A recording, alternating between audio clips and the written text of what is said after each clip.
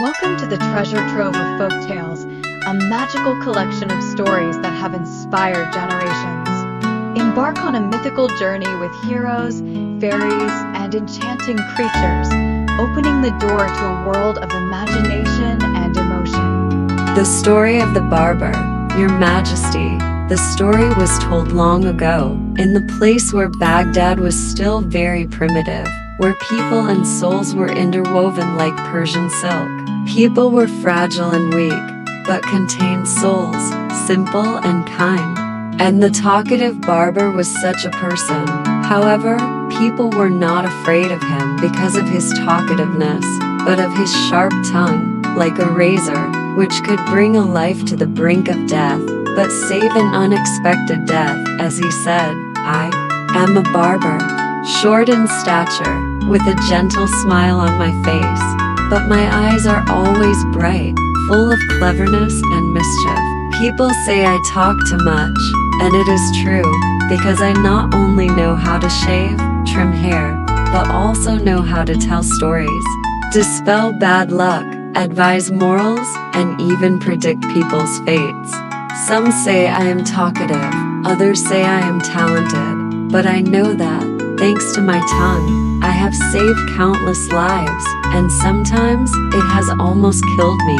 One day, while I was shaving in the market of Baghdad, a servant came up to me and said, "My master, a rich and secretive viceroy, wants you to come to his house immediately, to prepare for an important ceremony." I did not wait long.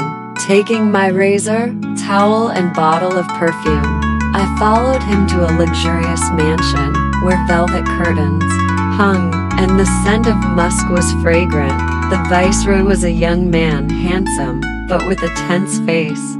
He said softly, "Hey Barber, today I need a shave, a very neat one, but please, don't say a word. My life is in danger." So I began to shave, but I could not keep quiet, because I was too curious.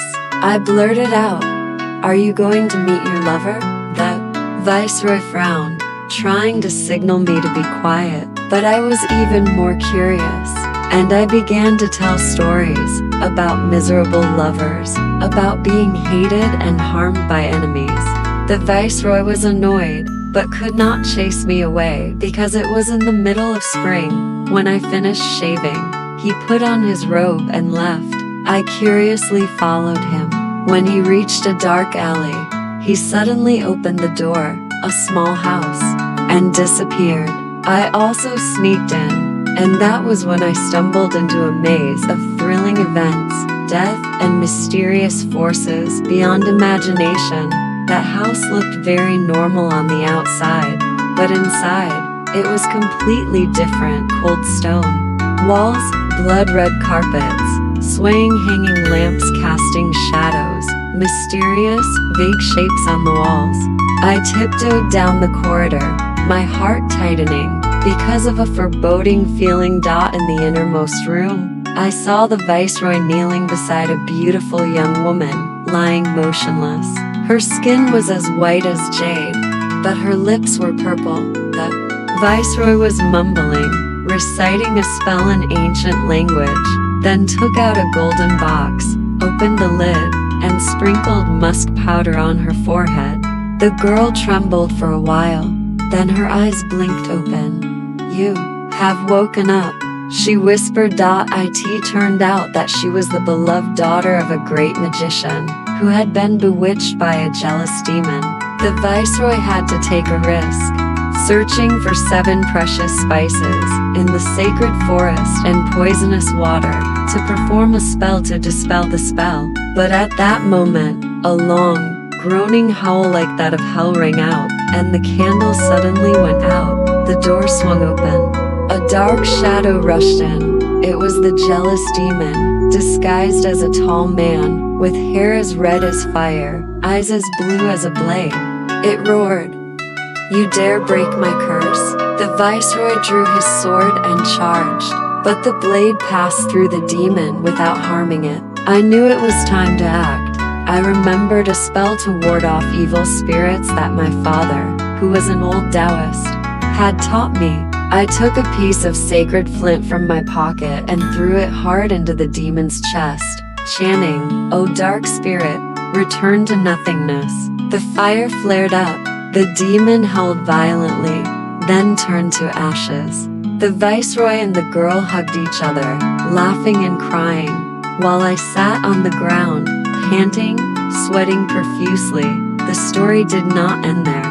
The next morning, when I had just returned to the market, I saw the imperial soldiers surrounding me. I was arrested, accused of being an intruder in the viceroy's mansion, with the intention of poisoning and robbing. I cried out my innocence, told the whole story, but no one believed me, for the viceroy had disappeared, along with the maiden. I was thrown into a dungeon, a place deep underground, where the sun was not seen, and there was only the wailing of forgotten prisoners. In the darkness, I heard whispering, the souls of the wrong, possessed by demons talking. I understood. The one who had harmed me was none other than the last fragment of the soul of that jealous demon, not yet completely destroyed. It clung to the mind of the judge, making him confused and stupid. I prayed for 3 days and 3 nights, and finally, a silver-haired angel appeared, giving me a silver comb, engraved with the words "Truth Triumphs." I used that combed the hair of a sleeping guard, and he immediately saw the whole, true memory through a dream. He reported the news to the king of Baghdad. Hearing the strange story, ordered me to come. I told him everything, without adding or subtracting. At that moment, the viceroy and the girl returned, bringing with them her father's relics, proving that I was the one who saved their lives. The king was impressed with my intelligence, rewarded me generously, and invited me to stay in the palace to tell the story. But I asked to continue my wandering life, because there was much more to my story, and it was worth telling. When Scheherazade told this, the king seemed to have not yet satisfied his thirst for thrilling stories. His eyes lit up, like the flame of an oil lamp in the wind, amazed at the ingenuity of fate, and his heart, though closed by the blood of the battlefield, suddenly shuddered at the mysterious twists, the cruel fates, and the forgotten souls. Scheherazade smiled gently, and then said softly, "And if, O noble king, you think the story I have just told you is thrilling, please be patient for one more night. For now, if you want to know why a man like the barber, though talkative, had to suffer because of 7 brothers, one of whom was both strange and pitiful, then please listen to the story of the barber's elder brother. The story will take you into a world of poverty, magic, and a life that seemed cursed." The tale has come to an end, yet the magic of these legends lives on in your heart. Keep dreaming and spreading the wonder.